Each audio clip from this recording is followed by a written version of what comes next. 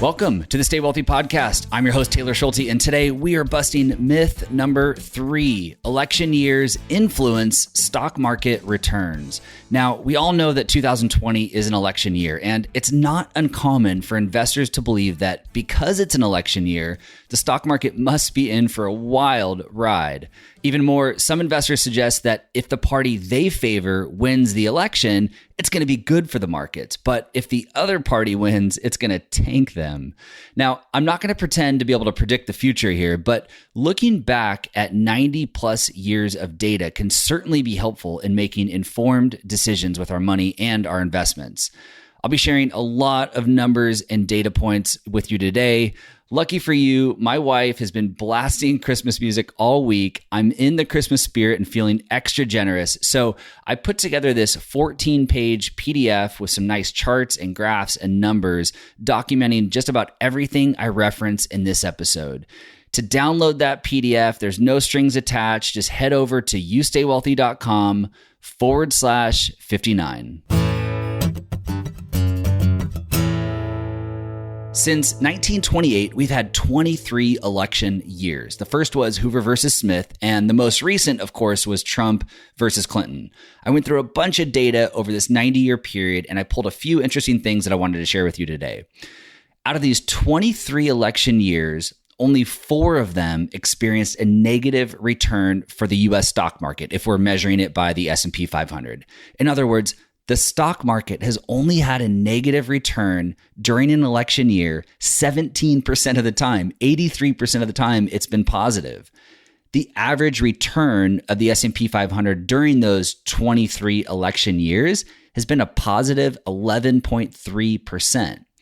The average return for the subsequent year, meaning that the year after the election, has been a little bit worse, but still a positive 9.9%. The worst performing election year was in 2008, Obama versus McCain, and we were, of course, in the middle of the Great Recession. We're all very familiar with how that ended. The S&P 500 ended the year down 37%. On the flip side, the best performing election year was the very first, which I found interesting, or at least for this set of data, the very first in 1928, Hoover versus Smith, where the S&P 500 ended the year up 43.6%. Now, you might be thinking to yourself, well, an election year or even the subsequent year is just 1 year. So what about the 4 years during their presidency? Don't worry, I have you covered. So out of the 23 presidential terms that we're looking at since 1929, only 4 of them ended in the red. Those 4 are Hoover, Roosevelt, and then both of George W. Bush's terms. So during President Hoover's term from 1929 to 1932, the S&P 500 returned a negative 22.66%. During Roosevelt's second term from 1937 to 1940, the S&P 500 returned a negative 6.46%. And then George W. Bush's first term from 2001 to 2004, the S&P 500 was essentially flat, but if we're being technical here, it was down about 0.5%, but still technically negative. And then George W. Bush's second term from 2005 to 2008, the S&P 500 was down 5.21%. Hoover and Bush were, of course, Republicans, so some investors might conclude that 3 out of the 4 terms that had negative returns were under a Republican presidency. So Democrats must be better for the stock market. Personally, I don't support that conclusion for 2 reasons. One, every single president saw severe corrections in bear markets under their watch. The average stock market drawdown being an intra-year drop in the markets, the average stock market drawdown during all 4-year presidential terms has been 30%. So just because a presidential term ended with positive returns doesn't mean it was a smooth, easy ride for everyone. For some presidents, the timing of when they took and left office worked really great in their favor. And then for others, not so much. I believe that there's this element of luck at play here, especially since policy decisions affect the economy with a lag. We may not see the effect of something, let's say, Obama put into place for years. The same could be said for Bush or even Trump today. It takes time for these things to play out, and sometimes the wrong party or person gets the blame when we're digging through this historical data. Number two, the president doesn't really have a lot of control over monetary policy. In general, the Federal Reserve has more to do with the success of our economy and the stock market than the president. All that being said, if I'm being completely objective here, and we really do want to turn this into a competition, total returns under Democrats have been slightly higher than Republicans. If we go way back to 1853, which is as far back as I could go, total returns under Democrats since then have been 1,340%, and total returns under Republicans have been 1,270%. So pretty close, but if we want to get really technical here and make this a competition, Democrats, slightly edged out over Republicans since 1853. So here's where I stand with all of this.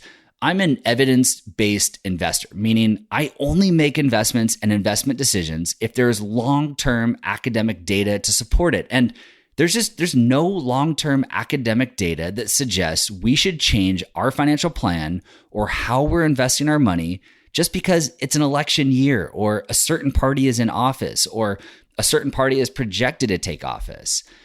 One counter argument I often hear to this is, Taylor, this time is different. The things we're up against today are different than they were 20 years or 40 years ago.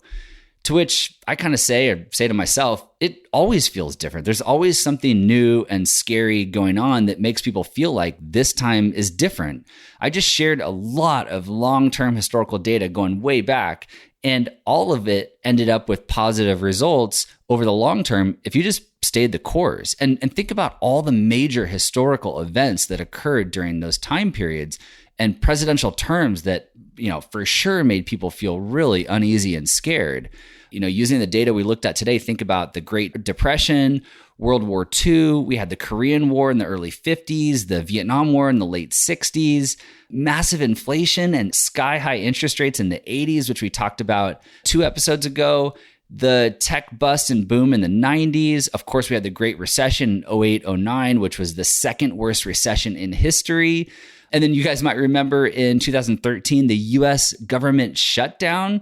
There are always these major events that are going to make people feel uncertain. And although things might feel different today, and they are different today, I just don't see any evidence to support making a meaningful change to a long-term financial plan. And I've said this before, and I just want to mention it again because many of our listeners are at a later stage in life.